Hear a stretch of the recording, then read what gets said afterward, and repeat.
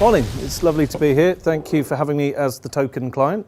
This has all been about migration, the risks, the pitfalls, the joy of it. And at Argos, we've been through a pretty significant one in the last 12 months. So I'm here to talk a bit about that. Now, from our point of view, the starting point of that is just, I guess, try and give you some context as to why we were trying to do this, what our aspirations were. Argos, like many brands over the last few years, or certainly since the turn of this decade, have been thinking in terms of transformation. Particularly if you're a brand with legacy, you're a brand who's associated with the high street, or simply you've just been operating a long while. Now, when you start to operate at scale, legacy is both a joy because people know who you are and they care about you, and it's also a huge challenge. Now, from our point of view, digital transformation has been well documented, but the challenge that comes with it and what people don't see is the legacy that comes with it and the technical debt that you have.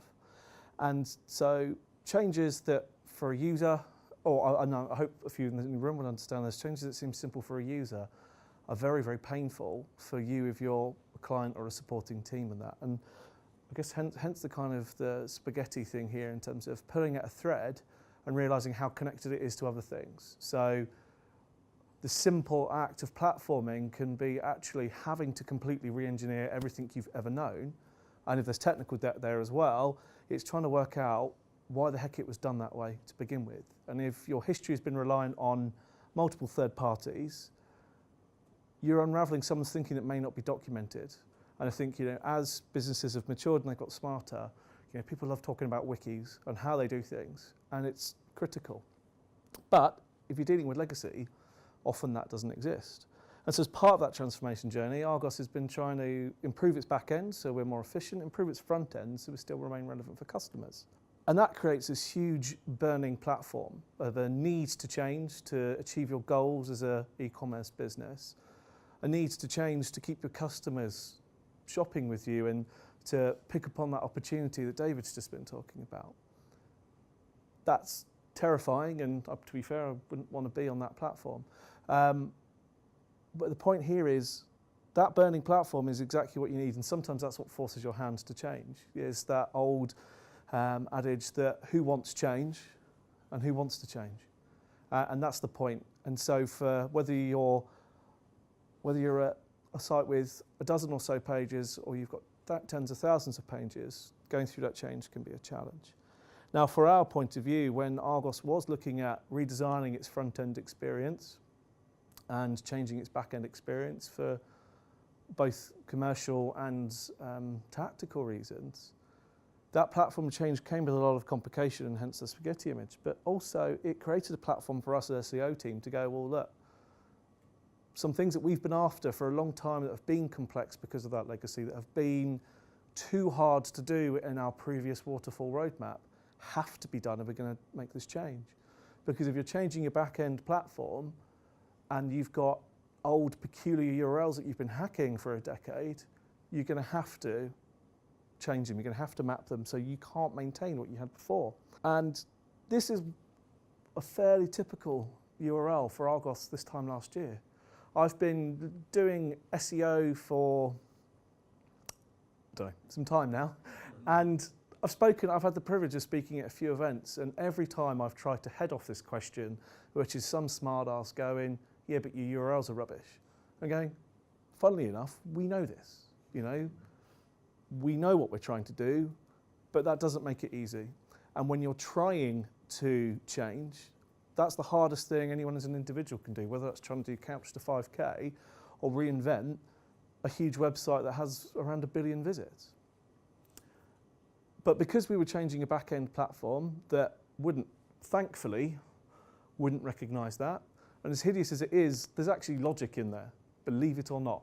It's actually structured, even though you need a degree to be able to do that. But it created this wonderful platform for us as an SEO team saying, the business is changing, the platforms are changing, and it's forcing the business to come with us to actually change. Now, the thing that's upset me most this morning, other than the fact that most of us involved are wearing a white shirt and grey or a blue blazer, is the fact that John has already used this wonderful image. We clearly have a similar pedigree of Google image search skills. But while transformation and change has been talked about a lot across digital industries and across retail, as a whole over the last few years, to the point when perhaps it can feel a bit cliche, it's critical. You know, we don't need to talk about the pace of change out there. We're all aware of that. But what was brilliant for us is the scale of this change, where Argos had an ambition to migrate its CMS, to change its platform, which forced the hand to deliver on SEO requirements that actually had outdated my time in the team. Never mind things that I'd been fighting for 5 years. So while everyone has done a great thing about talking about how scary migration is, it was an amazing opportunity for us to revolutionise what we were doing as a team. We were going to have to change the URLs. We had been desperate as a team for more control over the content on the website. We've been desperate as a team for a way of making redirects, and obviously we say redirects are critical to a migration, and they are. Imagine trying to work with that day in, day out when someone wants to move a category. And imagine that if you've got a rich taxonomy across most general merchandise. Dealing with that is hideous, regardless if you're a content implementer, an SEO, or you're the poor sod that's got to try and write a redirect rule. So it created this wonderful platform for us to deliver, I think about 12 or 15 things that had been on our personal agenda. And the business at that point in time couldn't support us in because of that technical debt and that desire to deliver some other big projects. Scale of projects is something that John did a great job of covering and thinking about some of that data behind it, and to put that in context for us. We were talking about pages that are responsible for more than a third of our natural traffic. So you actually starting to talk about 15 to 20% of Argos.co.uk's traffic. That is a terrifying amount of things to be changing. And you're talking about the core shopping journey on the site, the core browse journey, every category landing page, every page of products or lists of products. That's the core to how a user is going to be using your website. They're either going to search on it or they're going to navigate their way through it. So you're talking about changing essentially the heart of what you're doing. An exciting prospect in terms of the impact that change can drive, but terrifying if you cock it up. And so I guess building on some of what everyone else has been talking about, trying to understand what that impact could be was incredibly hard, because the case studies we had were based around small pockets of change within categories. So yeah, shifting around where footballs are sat on the website, or changing the bike taxonomy. But that was the only data points that we had. So we had to work with that and go, right, well, when we did this really well and we got it right, and because of those problems with the URLs, often we didn't get it quite as right as we'd like. Trying to scale what that impact could be was incredibly hard. And while we were active in wanting to drive that change, we were talking to the business purely in terms of risk. We were hoping there'd be some upside, but that was too hard to see in relation to all the other things that were moving. So we ended up having to give our business this ridiculous scale of impact from, if we do it really well, we might see 5% over this period of time, to, do you know what, if we really get this badly wrong, we could be talking about the full percentage of our non-brand traffic. And conversation after conversation that I was in was trying to explain to our business why we couldn't nail that number down more, and actually even if we could, well, that wasn't where we should be putting our attention.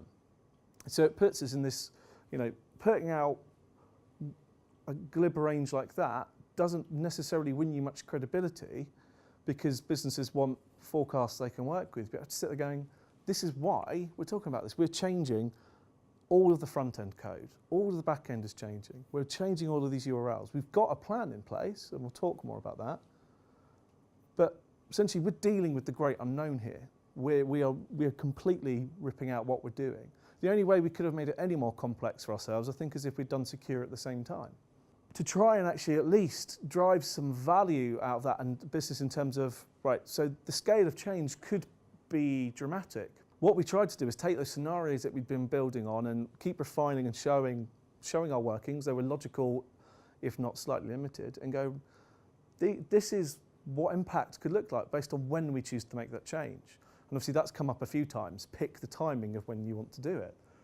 So we were at least able to start to talk to the business about saying the cumulative impact based on that, and Joe said it before in terms of 5% in February for Christmas trees is different to 5% in October, and give them that scale and say, look, this is what our year looks like.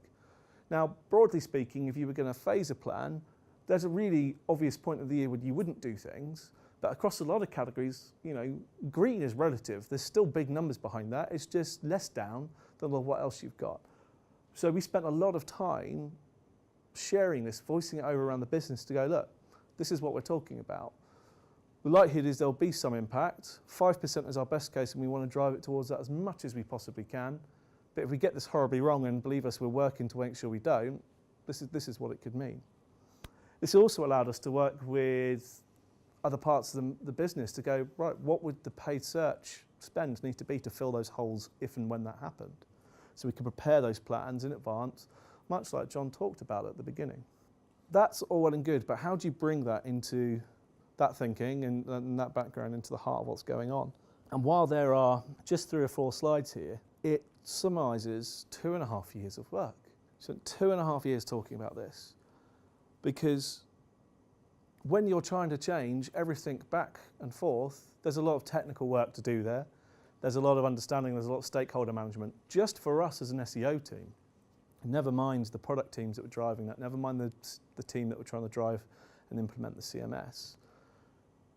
And what it comes about, and it's something I've talked about, I guess, a lot over my career in SEO, is it all comes around how your natural search team and your partner agency make friends with the business around them. Because SEO doesn't happen in isolation. Anyone who's working on your website can have an effect of it. And that importance of friendship is critical, because as an industry, we've got a history of talking utter bollocks and talking of vagaries and things that I'm sure no one in this room has done, but some of those horribly spammy things that some of the people we have to associate with or share our branding have really made that even more difficult for people. So actually, working with the business to say SEO isn't just about keywords, and it's not saying we don't like images, and actually it's just critical to doing this right. And so building those friendships so people understand the importance and the value that's bringing, and it's not just some blokes with a clipboard saying that's bad for Google, because none of it's about Google, really. It's about serving your customers really well, and that became a key part of what we were talking about. Now, in this instance of this project, we were already starting to be better supported than we ever had. I've got a counterpart, Suk, who sits in our product function and is essentially our conduit into what the product teams are doing and what their roadmaps are. And we'd been starting to work through our own agenda of change as the business was embracing agile methodologies for development. The process, or the progress I should say, that we'd made in that space had been significantly slower than anyone would have liked because of that spaghetti incident. But because we had a strong relationship with him and he understood what's important to our roadmap, he was able to bring me into a room with actually someone who I already knew quite well who'd recently changed role to say, hey, we're actually starting this migration project to rip out the back end, and this is the timeline we're working to. And because of that relationship I had with someone who I was working very closely with and a colleague who'd sat in a different part of the business and knew that SEO mattered a little bit, he knows a lot more now how much it does, I was able to be pulled into this meeting room to be shown a plan that existed that at that point in time, 2.5 years ago, we had no idea about. And thankfully, because of those friends, I was able to get into a room and understand their plan. And they had a wonderful plan, and they had a customer-facing date that was about 3 months from when I first met them. And it was total shit. In the nicest way possible. These are very, very bright people that I've got a lot of respect for. But they were thinking about it in the developer world. If we're going to functionally change this code and we're going to shift it over here, this is how long it's going to take us to build this, rebuild that, do that. Now, people always think that SEO people only care about Google, but I was the only person that was the voice of a customer saying, right, the things we're talking to you about, you're not doing for SEO, you're doing because it's doing a migration properly. Because if you take it from here and you put it there and none of your customers can find it, well, what's the bloody point? And actually, if you do that, the entire business is going to come and knock on your door and say, you've killed this business. And so actually, I sat in a room and I'm known for swearing flippantly, as I already have in this presentation, but I'm not an aggressive person. I'm probably one of the sillier people you meet. And I try and keep context of my role being, I'm passionate about what I do and I really enjoy it, but at the end of the day, it's retail. If I mess up tomorrow, nobody dies. And I don't ruin the planet any more than as a populace we're doing. So you've got to keep that context in it. But I sat there in a meeting room and I kid you not, I said, well, I'm fucked if I'm letting you do that. And the look on the face of this guy who I'd known for a couple of years, he recoiled in terror because I was aggressive that day. And it's the only time I think I've ever been that bullish. And I sat there and I talked them through while their plan was beautiful but utterly pointless and they'd be hung if they did it. And that kick-started months and months of them having to explain to all their seniors why their landing dates were shifting out. Because they were thinking about what they were doing in isolation. They hadn't quite got their head around the broad picture of the impact they were actually making, not just to the SEO team and what we care about in terms of good old-fashioned URLs, but for the performance marketing teams and more importantly for our customers. Because if we change every single URL on the website, how are our customers going to find us if we don't do this right? It became this constant battle of fighting our corner. Now, it makes it sound very attritional, and to be fair, it wasn't. We've got a lovely culture in our business and lots of wonderful people to work with. But the starting point of it was sitting there going, look, we're not being difficult. We're trying to help make this a success. And I get that you want to do this as fast as you can, but if we do it wrong, then we're all out of a job. And it became fighting our corner with those immediate stakeholders who were driving this project, as well as starting to shout to my senior stakeholders, look, this is going on. This is why we're slowing it down. This isn't to arbitrarily slow it down, it's to make sure we do it right. And that was why that project took so long, because actually, as stakeholders are engaged, the complexity of this challenge started to become more and more and more understood.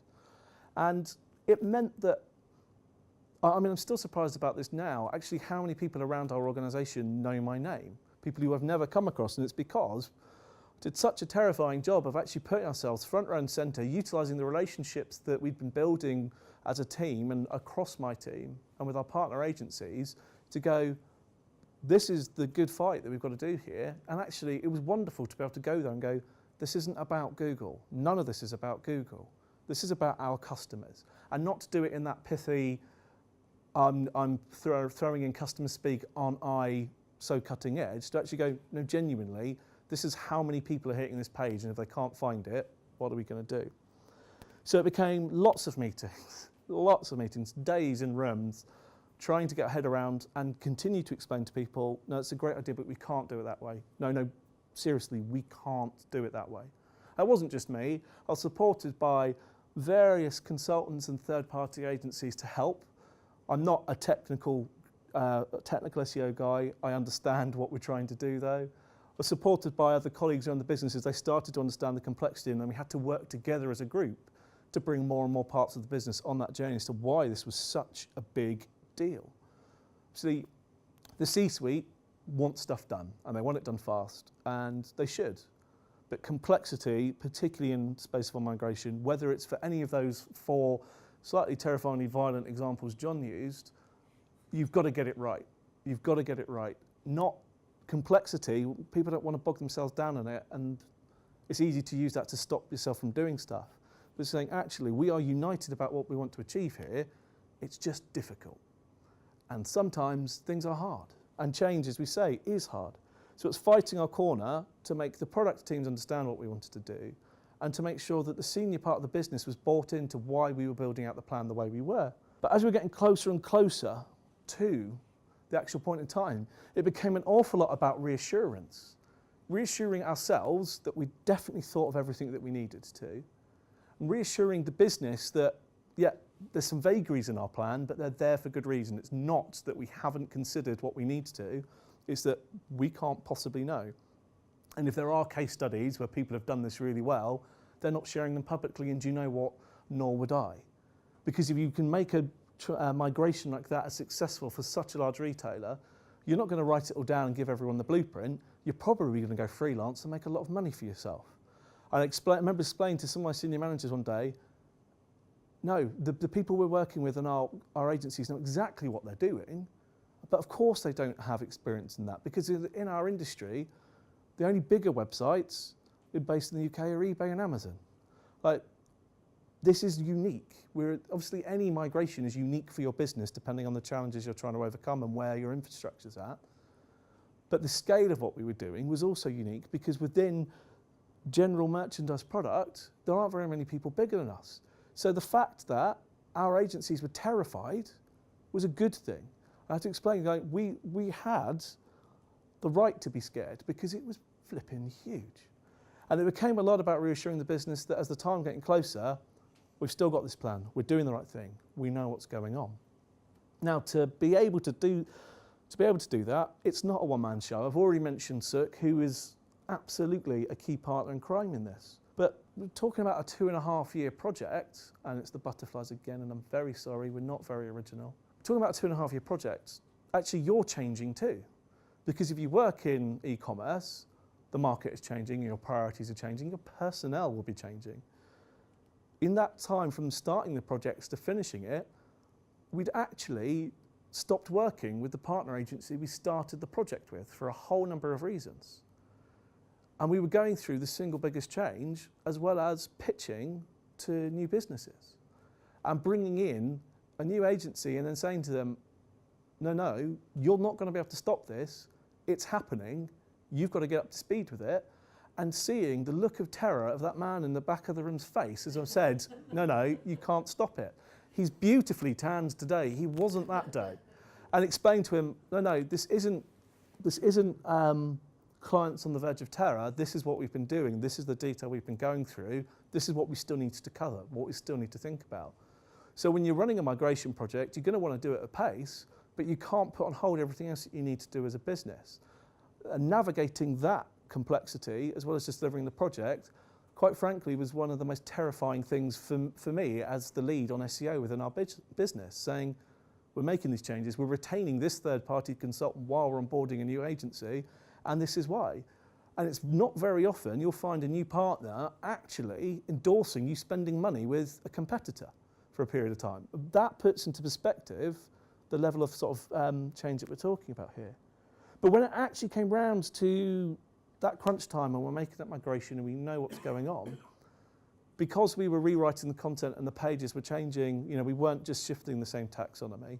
We had to bring in a team to rewrite all the content we already had, map all the links that we were going to be linking to. So on day one, we weren't relying on the 301s. Redirects are absolutely the most important part from an SEO's point of view of getting a migration correct, but you don't want to have to rely on them for every click around the website. So we brought in a team of, between 2 and 4 people, depending on where in the cycle we were, to actually help us rewrite, lift and shift, and change links. And they were there day in, day out, in different CMSs, looking at text and trying to make it accurate, which, let's be honest, is critical, but hard going when you're doing that for 6 weeks at a time. And that was just one part of it. And then when you start to talk about I guess the other thing I probably should say, because there's not a slide for there, I'm going to come back to that one, is, so we had a temporary team that were helping us migrate the content, and myself and Claudia actually trying to make sure that we were keeping the wheels in the bus from a day-to-day operation as well as strategically setting ourselves up correctly.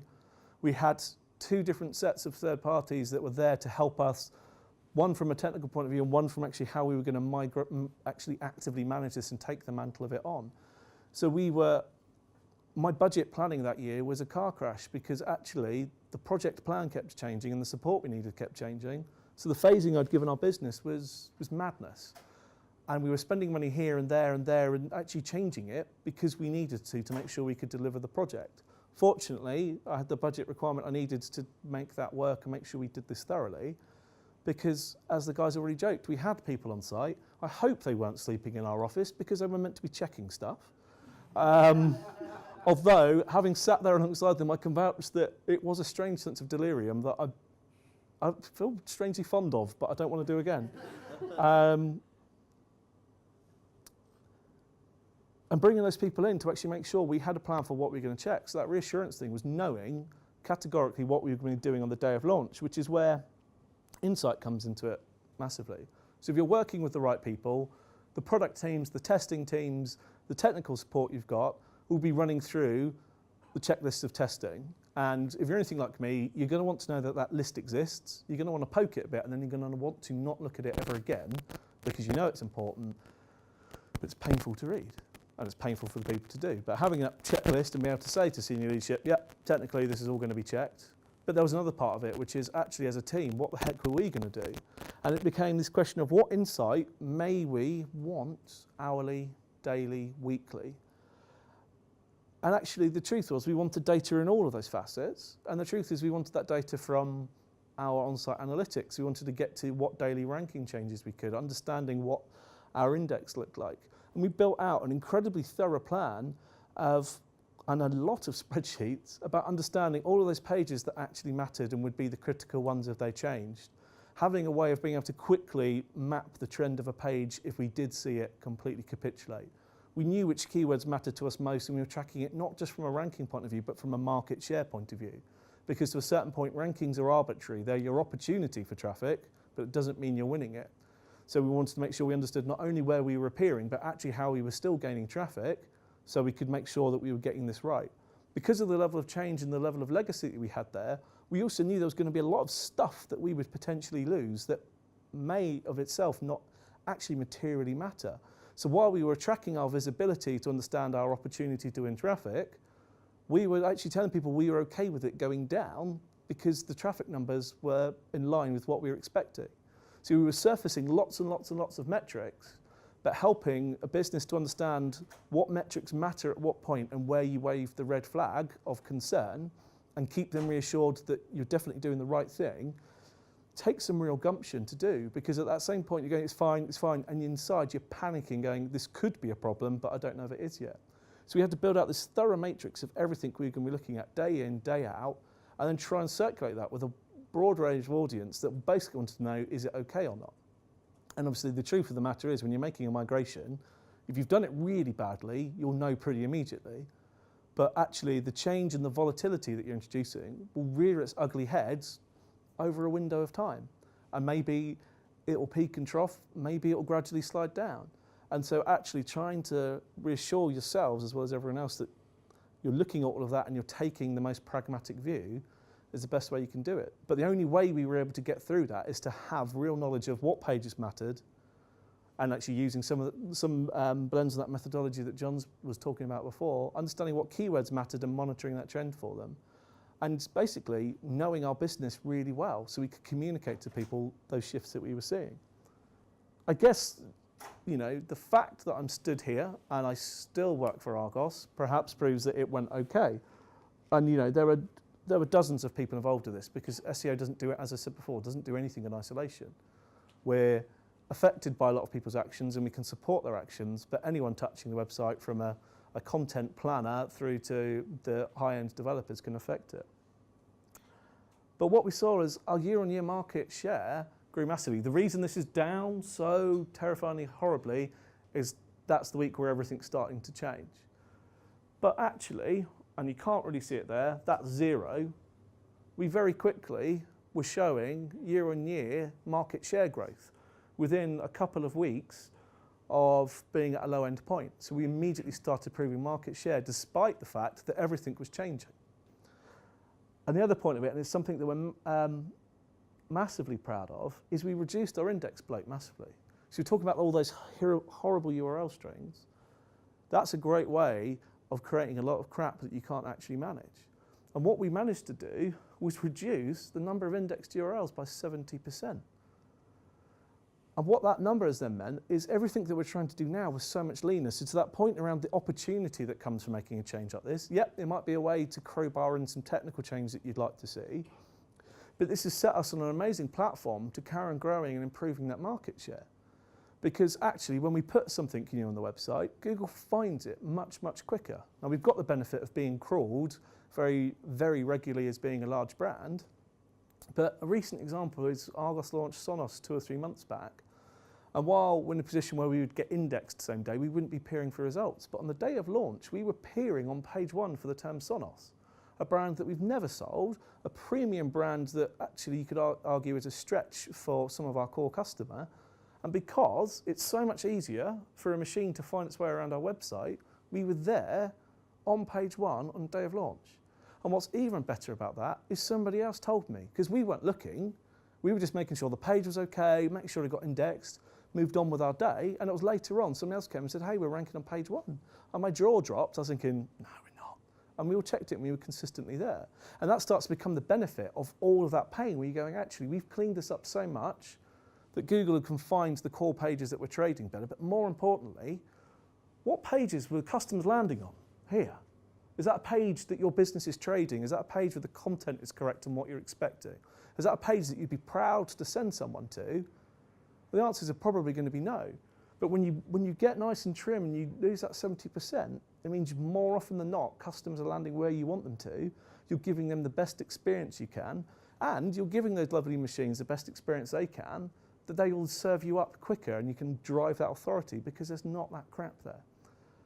And so it was 2.5 to 3 years of pain and meetings and being in a lot of people's crosshairs, but it's created this amazing platform for us to grow, which has been touched upon. So if you are running a migration, yeah, be terrified, but be thorough and do what SEO people do best. And yeah, be thorough, be detailed, plan, and create that platform for yourselves for future growth. Because as I've talked about a lot, pace of change is there, and there's all sorts of other development challenges coming, particularly if you're trying to keep pace with some of those big boys that can own voice, for Christ's sake.